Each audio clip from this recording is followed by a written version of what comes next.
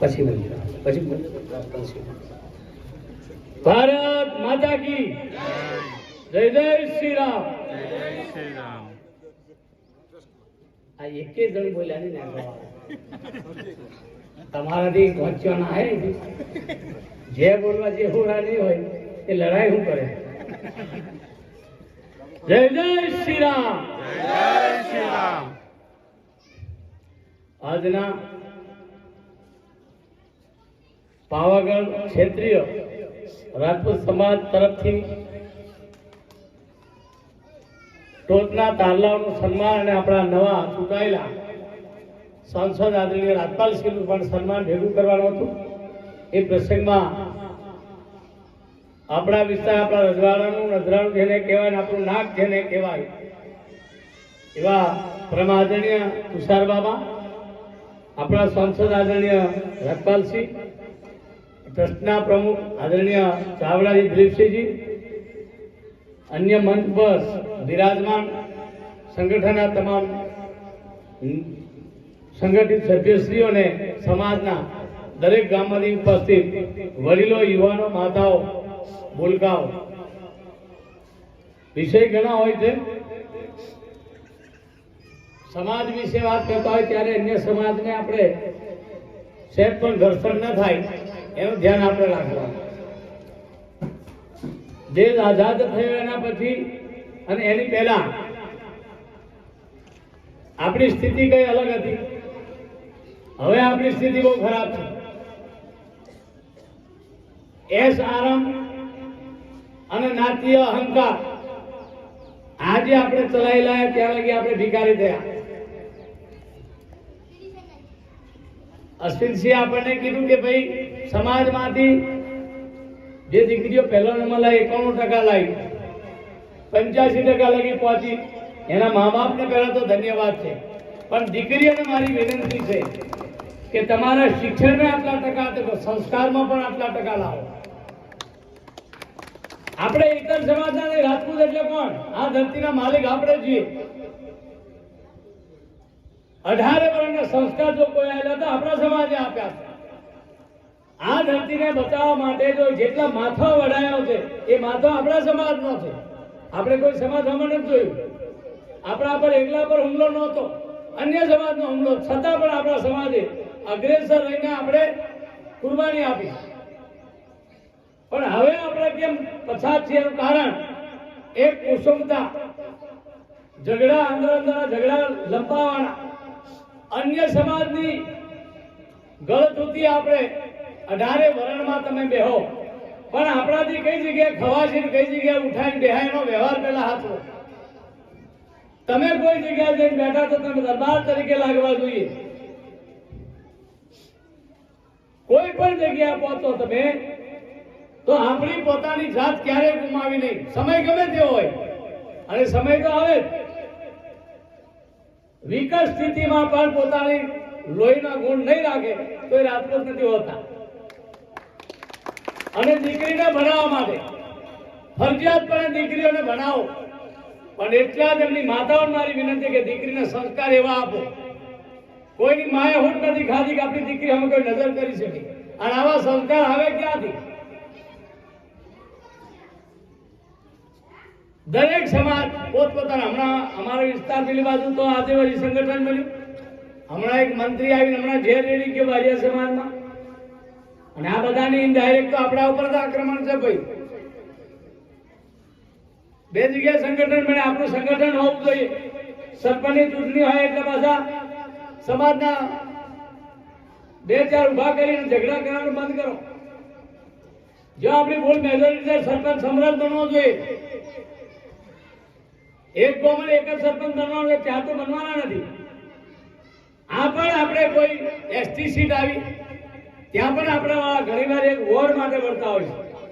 વોર્ડની ચૂંટણી માટે પેલો પેલા હરી કરે, પેલા ભાઈ આ બધું બંધ કરો. આ તો તમારા મારા બધા નસીબ છે કે આપણા ધારાસભ્ય છીએ. કે રાહુલજી બાપુ, જયદ્રથજી બાપુ, રાજપાલસિંહ આયા. હા, આપણે હમણાં છે આપણી પણ હુકુમત. આવતા 20 વર્ષ પછી કોઈ ક્લાસ નથી. આપણે સમજી લો. અને ક્ષત્રિય શબ્દ વાપરો ત્યારે નીચેથી ઉપર લગી આપણે બધા ક્ષત્રિયોને ભેગા કરવા પડશે. પટેલ સમાજ એક આજે સંગઠિત છે, તેના આગળ ગુજરાતભરમાં એનો અવાજ પડે એનું કારણ કયું? કડવા, લેવા, મોંધણા, અમીન આ બધા પટેલોએ આપણે છેક નીચેથી ઉપર 3 ટુકડા અને 3 ટુકડા જુદી દિશામાં છેક નીચેથી ઉપર લગી તમામ ક્ષત્રિયો જ્યાં લગી એક નહીં થઈએ ત્યાં લગી ગુજરાતમાં આપણો અવાજ પડવાનો નથી. અને મૂળ ભાગે પહેલો પૂરી વાત મેં ઘણી વાર કીધું છે કે આ ડીજે આપણો ધંધો છે. અમદાવાદ, વડોદરા અને રાજકોટ જેવા વાઘરી લોકો પહેલા ડીજે રમતા, વાઘરીઓ, અને આપણી બહેનો ડિસ્કો કરે. આ દરેક ગામમાં મેસેજ પહોંચાડો અને જે ગામમાં બંધ નહીં થાય એને બોલાવશો નહીં, સંગઠનમાં નહીં બોલાવશો. સંસ્કાર વગેરે તમને ભેગા કરીને હું કામ કરું? હા, આપણો ધંધો છે, રાવળીનો ધંધો હતો એમને કરવા દો, આદિવાસીનો ધંધો ડિસ્કો કરે એમને કરવા દો.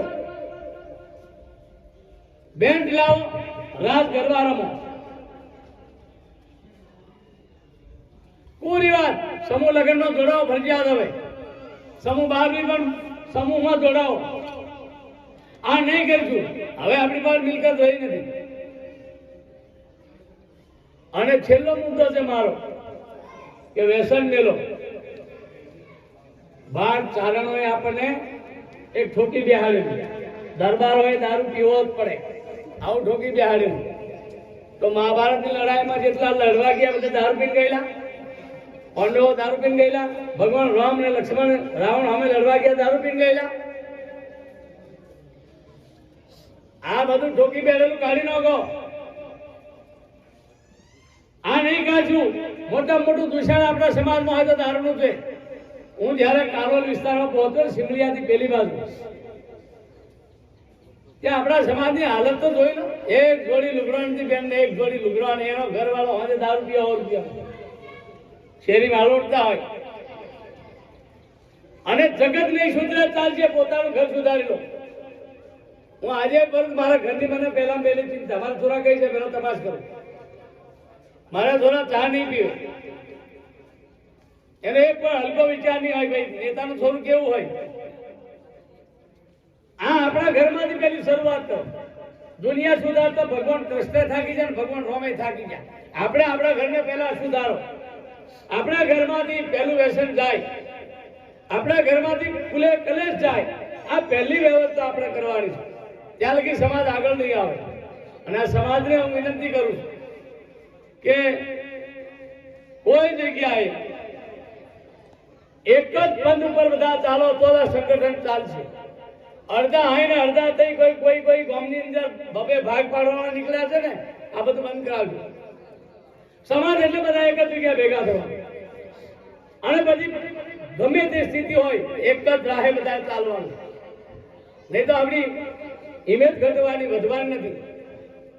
એટલે આ પ્રસંગે અધિક નહીં કહેતા. ટ્રસ્ટીઓને કોઈ જગ્યાએ જરૂર પડે, આર્થિક પડશે, ગમે તે પડશે, હું પણ મારી તાકાત પ્રમાણે મદદ કરીશ. અને આવા પ્રસંગો થતા રહે. ત્રિમાસિક કે 6 માસિક બેઠક પણ યુવાનો નહીં કરો. વડીલો હમણાં બોલાવે છે, વડીલો વરમાં મોટો બોલાવો દહરામ નાડે, પણ અમને 3 મહિને બોલાવો જવાની આને. એને ખબર પડી હું ભાતીજીનો વંશજ છું, રામદેવજીનો વંશજ છું. ચા ચૂટકી મસાલા, હા આપણો ધંધો છે ભાઈ. આ ખેલ કરવા પેલા બધોની નહીં કરતા ને, એવી પણ બીડાવલી મોડો નાતો કરતા તે આપણે વાળા મંડ્યા. તો કોઈ પણ સમયે કોઈ જરૂર પડે તો હું તમારી પડખે છું. સમાજના ધારાસભ્ય તરીકે અમે બંને જણા રાજનાથસિંહ ને બંને જણા બાપુ બારિયા નરેશ એ પણ કાયમ આપણી પડખે જ ઉભા હોય છે. ત્યારે મેં પહેલા કીધું આપણું સંગઠન એ કોઈ અન્ય સમાજને તદ નહીં કરે, એમાં આપણે ધ્યાન રાખવું. આ આપણું સંગઠન કોઈ બીજા સમાજને બતાવવા, બીજા સમાજને ઘર્ષણ કરવાનું છે જ નહીં. નહીં તો આપણે સમાજ જોડે સંબંધો છે, એનું કામ પડવાનું. તો અધિક નહીં કહેતા અમને બોલાવી અમારું બહુમાન કરી બદલ આપ સૌનો આભાર. ભારત માતા કી જય.